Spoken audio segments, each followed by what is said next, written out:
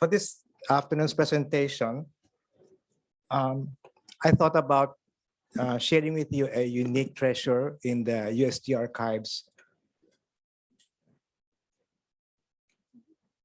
It's this one. Yeah. So it didn't happen. It didn't happen during the British occupation, but it's an event of 2 years later. So I was just thinking of how this thesis reflect what happened in Manila after the British invasion.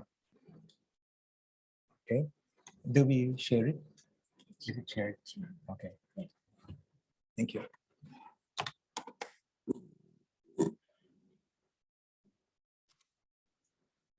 So the Thesis Mathematicas that we're going to talk about was printed in the College of San Ignacio, the printing press of the Jesuits in Intramuros. And it is here in this corner. And this is the topography that is very famous that was printed in the early part of the 18th century. So this is a close-up. The British Library has uploaded a very good digital version of it, so you can get a very good detailed view of it. So the Colegio de San Ignacio, which would have printed the Thesis Mathematicas, would have been here in this area. This is a Jesuit church. And interestingly, since the author,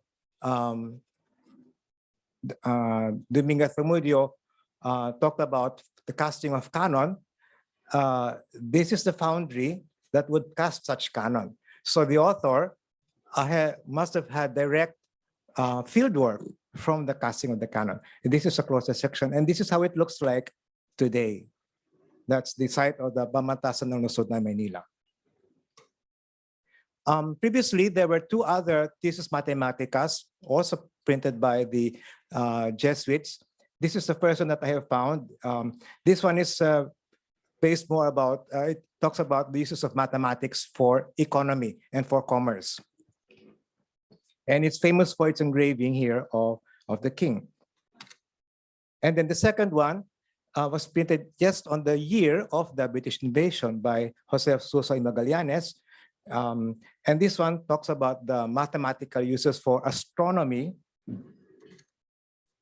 And this is the sole plate in that. It is an unusual publication for astronomy to be printed in Manila at that time. But it goes to show you that we really have a lot to learn about education and instruction in the 18th century.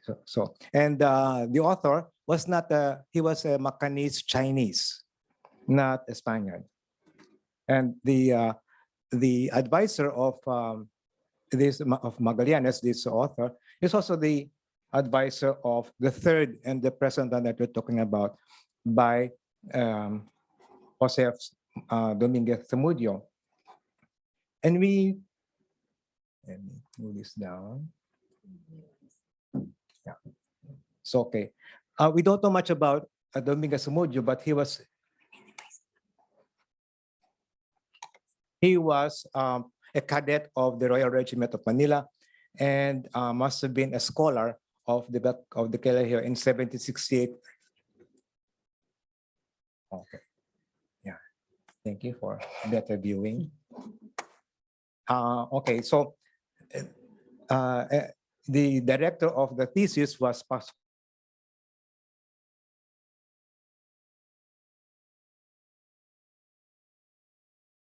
bibliographically. These two works are quite rare. The one by Magallanes, the only copy in the Philippines is in UST. And this one, the only copy in the world, is also in UST. And this is uncatalogued. None of the previous bibliographers, including Ritana and myself, found this until I had taken over the archives. So quite an interesting work. So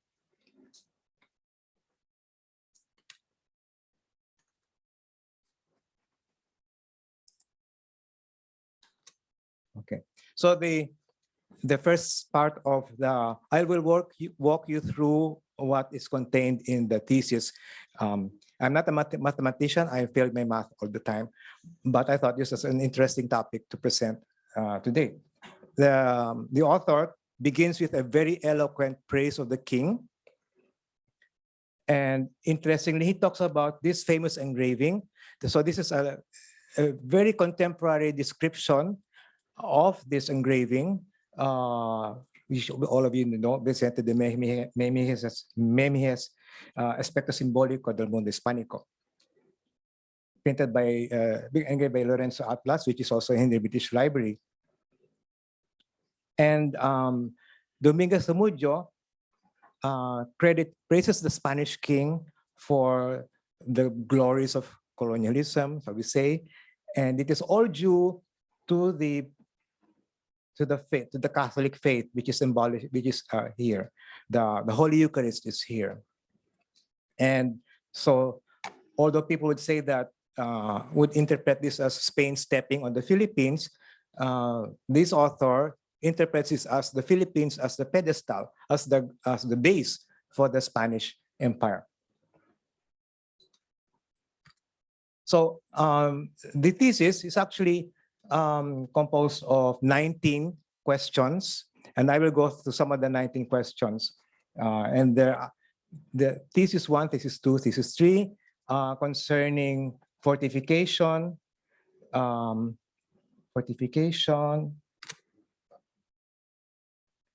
pyrotechnics, even casting of cannon and the preparation of bullets. And then finally, how to defend a place and to attack, lay siege to a place. Strangely, so that's the first page of the thesis, the construction of the work. Strangely, I looked for any implication or any suggestion that Manila had been occupied by the British, and that was the occasion for this kind of study. There is no mention at all. It's a complete denial of the British invasion, which is so, I don't know if it's telling or it's an interesting thing. In any case, I found no reference to the British invasion, except that the recommendations that he gives are the same recommendations that the engineers, the military engineers, gave to the government of Intramuros before and after the British invasion, which is demolish all the churches and the buildings around the walls, because those would be taken over by any other force, which is what happened. And so Dominguez Zamudio repeats these recommendations. So okay, the book includes 2 beautiful copper plates, which are signed Cyprianus de la Cruce Bagay, who I think may have been a brother or son of Nicolas de la Cruz Bagay, who was printing at the same time.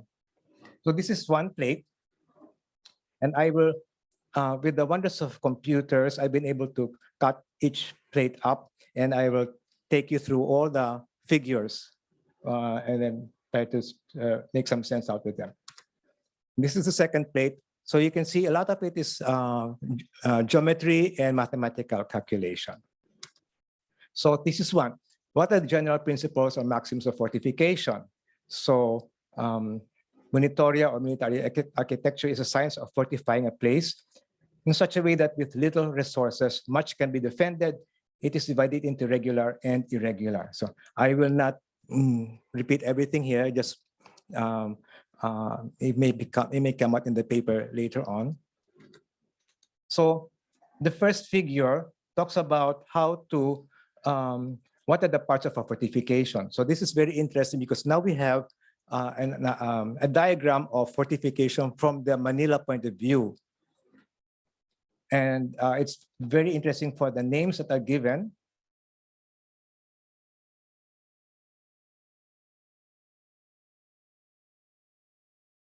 As to what were the parts referred to.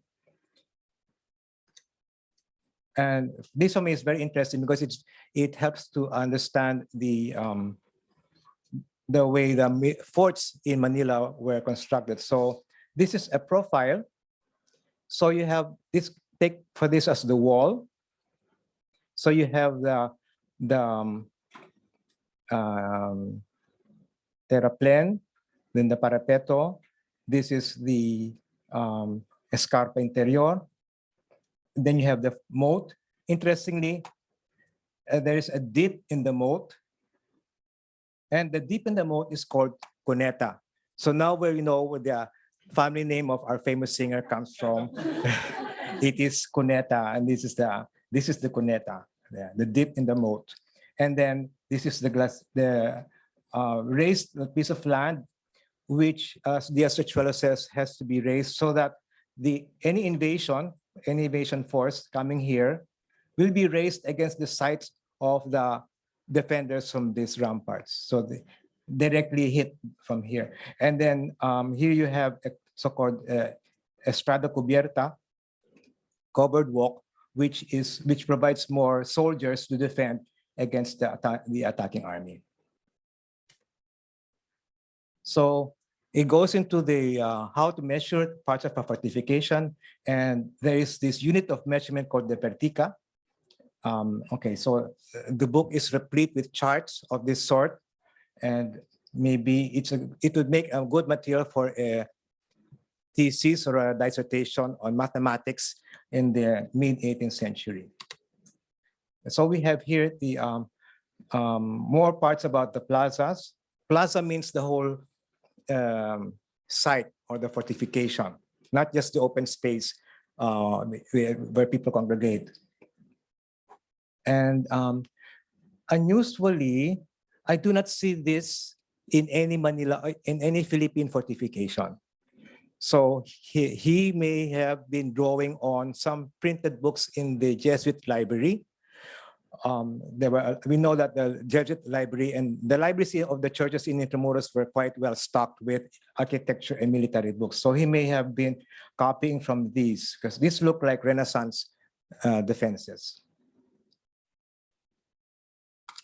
So okay, some more on the moat, and it's interesting here. There's a wall, there's the moat, and you have the tenazas. Then you have an outer wall.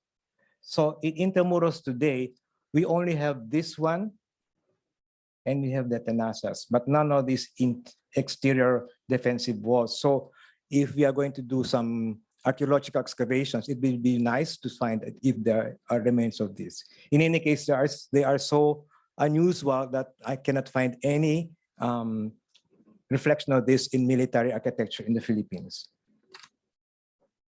And even how to fortify a polygon. It's interesting that they talk about polygons or five-sided or hexagonal fortifications, which we don't have in the Philippines. You only have quadrangular fortifications. So I don't know where he was getting his ideas from. Okay, so this is our preparation also for more measurements. And more measurements and more geometry. I would like to take you to the end of the book, which talks about his final recommendations. So we'll just go through what the rest of the measurements he brought out. So interestingly, here we have measurements for the parts of a fortification and how the proportion should be measured. And then he also considers irregular fortifications, which have irregular sides, and how to make them more regular. Because the more regular they are, the better. So this is one way of calculating an irregularly shaped fort into making it more defensible. And then for this is one bastion or bulwark. And then how can you defend it using these calculations again? Very, very technical and more to be appreciated by military scholars. But as I said, this is so interesting for such a publication in Manila at this time. And if there's no space for such a bulwark, then you resort to this kind of delineation. And more on outside, the outside works are like the tenazas, which are smaller fortifications, which prevent the forces from entering the walls. These are independent standing works. Oh, here. It says those fortifications that are in great danger of being easily taken by the enemy should be demolished as soon as possible so that they will not be used against the plaza. So that is a repeated instruction by the military engineers to many times they were the bishops who were the governors at that time. And this is the best way to fortify an establishment on the banks of a river. Then again, a polygonal fortification. And another one, they get more and more complicated, but very beautifully done. Parang they were copied from the Renaissance or some Italian fortification. And pyrotechnics, this is also interesting. We go now from fortification to pyrotechnics. Pyrotechnics, we use pyrotechnics as fireworks. But at that time, pyrotechnics is the science of firearms, of the instruments and other things needed for combat and defense of fortifications. So you need to know powder, direction of the powder, the caliber of the firing of the cannon, etc. And then the caliber is the diameter of a bullet of a certain metal and weight. And this is the way to calibrate those bullets and cannon. And also, there are 3 types of cannon: the culebrina, the cannon, and then the pedrero. I never knew that. So it's another way to classify all the lantakas that we see and other cannon that we see in the collections. This is the calculation table for casting those cannon. So this is proof that we were indeed casting cannon, if not that this time, then much earlier. So I think Dominguez Zamudio is recouping the information from previous experience. Here is the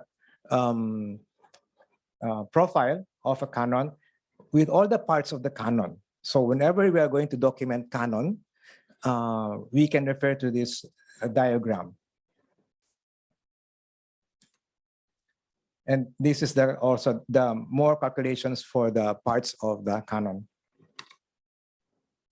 And I am breezing through thesis 13, 14, and 15 because they talk about the bullets and the powder. What happens to the powder when it is fired into the air? And then, okay, what are the aims? What are the ways to aim a piece at the target? So he really went into very detailed writing. And then this is how to draw the cannon, how to calculate the cannon. The other one was the casting of cannon, and this is the way we delineate a cannon through proper proportions. And there's also another species of cannon, which I have not seen in the Philippines, but I've seen in Spain. It's the mortero, which is like a cauldron, like a third of a cannon. And this is the corenia, or the basis, the stand for the cannon. How is the plaza defended? Okay. Everything should be cleared in the way of the defense, so that the enemy cannot take advantage of the structures in the plaza. You should bring all the goods, the cattle inside the fortification so that they can be used only by the people under siege. If not, put them in somewhere where the enemy cannot use them. Okay. And then the last part is how to lay siege on a plaza. And I think from here, this is the closest reflection that Dominguez Zamudio brings to the invasion of the British, because this is exactly what happened to Manila and what Manila did not do. So he's giving, okay, these are the recommendations we should have done in the first place.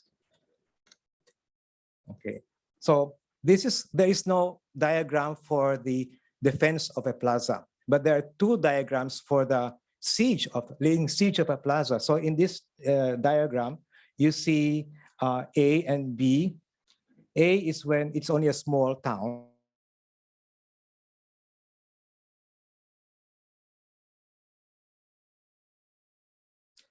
palisades, so that with controlling the ground, you can fire from the palisade and you can go closer and closer to the town. Now, if it's a larger town like B, then you start from a farther place and similarly erect palisades until you get nearer and nearer to the town.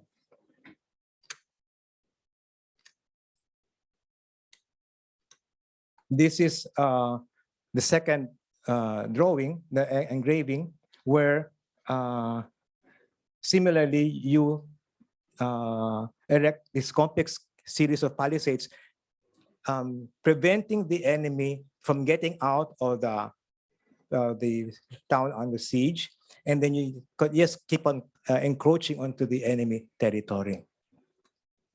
So the effects of the thesis only help to enforce the military engineers' resolutions to destroy all the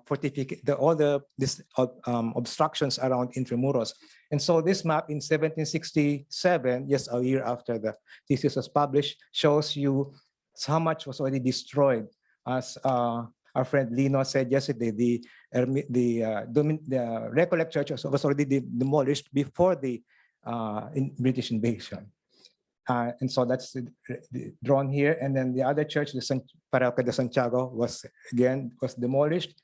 And then this was demolished, and this one is demolished. That's all indicated here. This is an updated report on how much was destroyed as a result of the British invasion. So this is my last slide. Now we have a clean luneta, and that's an effect partly due to the Thesis Mathematicas of Joseph Domínguez Zamudio. Thank you very much.